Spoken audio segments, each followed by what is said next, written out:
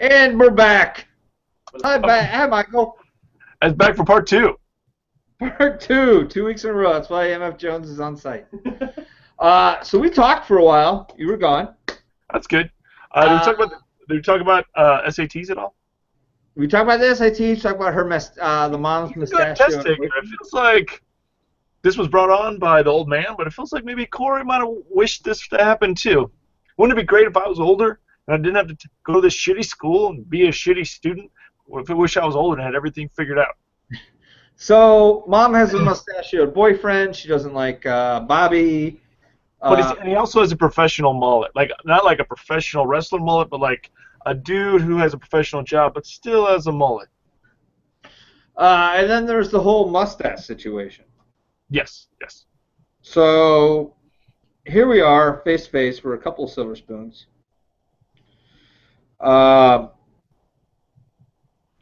So they go to the dance. Yes. And right away, what's the best friend's name? Well, him and Dinger, they decide, well, since Joel's super pissed off that they were making out, and everyone in the entire school knows about the fight that Dumas had against Corey. And it's like, how did this fight happen? So him and Dinger decide that he needs to go and get to his girlfriend as soon as he can, and I'm going to stick with Joel to make sure. And then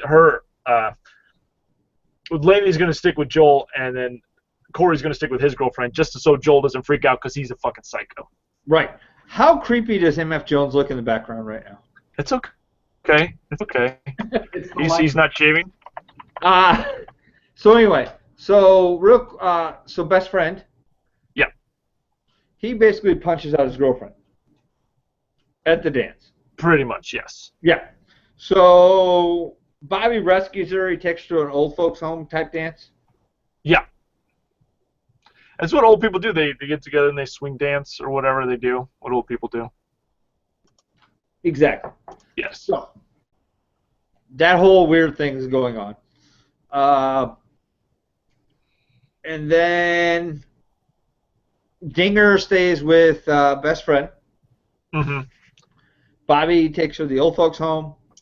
Bobby drops her off, and he says, don't fall asleep, because this is her last night. And her mom and her boyfriend drug her. Is that weird? That's still, you drug teenage girls all the time, don't you, Glenn? Anyway, they had, not you personally, but isn't that a common thing that people do? That was hurtful. Okay, yeah, that's probably not a thing that people do, I think.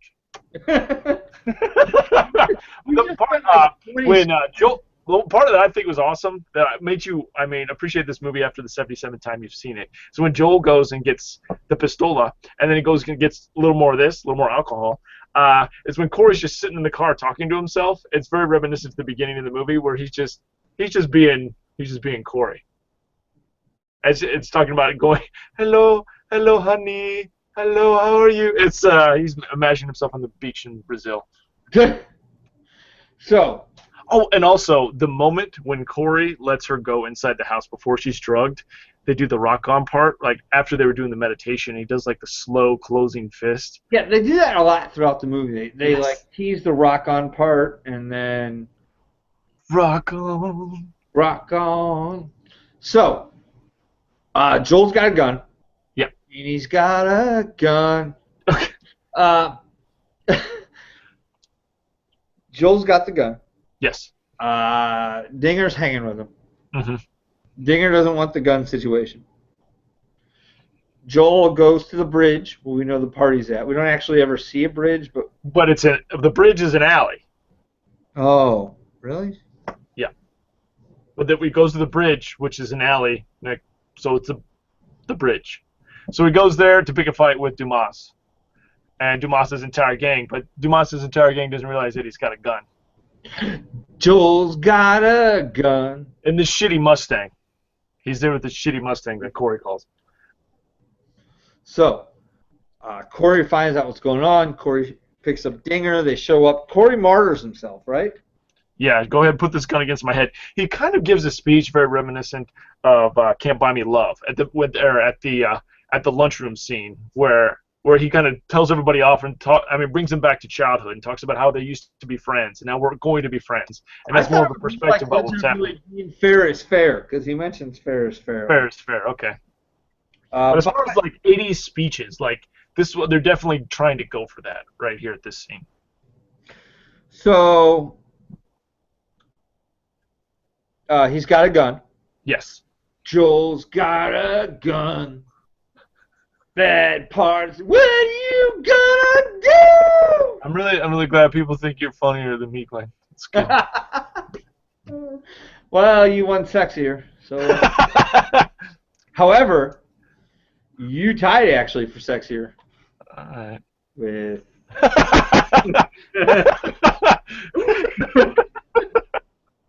I dissolved into the couch. Now you're trying to find me?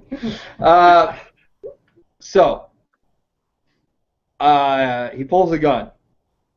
And Bobby, he's going to martyr himself, right? Yeah. Don't shoot that fucking punk. Shoot me. Look how fabulous my hair is. Look at this. I've been spent all night on this hair. I won't even get through my mousse. So, that happens. Yep. Then he gives another speech, a Can't Buy Me Love speech, like you said. Yep.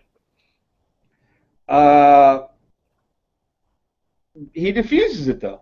He defuses the situation. Joel puts the gun down, they hug. They empty the bullets out of the gun. They go home. I mean, I know the both groups of teens, you assume they drink and smoke cigarettes. Like, that's their drug of choice. So they're just going to excuse themselves for the night and go drink some more. Life is too short, then bam! It's over. It's over, man.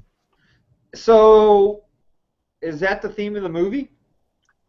I think so. Just cherish every moment. It felt like Coleman, at the beginning of the movie, wasn't cherishing the time, his golden years with his lady. I think, and then I guess that's the message to them, is to just be excellent to each other and just cherish each moment. Especially like at the end, where Corey has the scene where he's walking through the pathway, through the yard. It's like, we'll go around. We don't have to cut through your yard. I mean, just to be excellent to each other, Be excellent to each other. So stand up and take it. And so it's going to come true. Yeah, well, we got this montage where he's going back to try to make sure that, because he's under the impression, because Corey, the real Corey, not the Coleman Corey, is if one of you falls asleep, you'll be lost with each other forever. So then Lainey, who once again was drugged by her mom, which Glenn does not do. Glenn would never do that. What the fuck are you implying tonight? I'm sorry. I didn't make fun of you with the Corey jacket. I was trying to compliment you. I'm sorry. I would never drug somebody. No. Anyway, so he ends up. The mom is definitely not. She's for the Joel situation because she's been in situations where you go with the a-hole man because that man's going to pay for your house even when he doesn't live in this house anymore. And you need to stay with this Joel. He's got a chance going to college. Not like Bobby. Not like Bobby. Who, by the way, just got Zach Morris levels on his SATs, but we don't know that, thanks to Dave. So Bobby punches a hole in the window. Yeah. Blood everywhere. Bleeding all over. Mom and Mustache kick him out, beat his ass. And that's it. He thinks he's lost her forever. I've got stuck in Corey's body. Dreams to remember. It's good. It's good. I think the soundtrack. Once again, the soundtrack kicks back in. And you're like, this movie is horrible. Oh, that's good. This movie's good. Let's see where it's gonna go. Robart says a message for Bobby on his chalkboard, and Bobby falls asleep and he wakes up. Turns out Bobby made up the fact that you could lose Gina. Forever.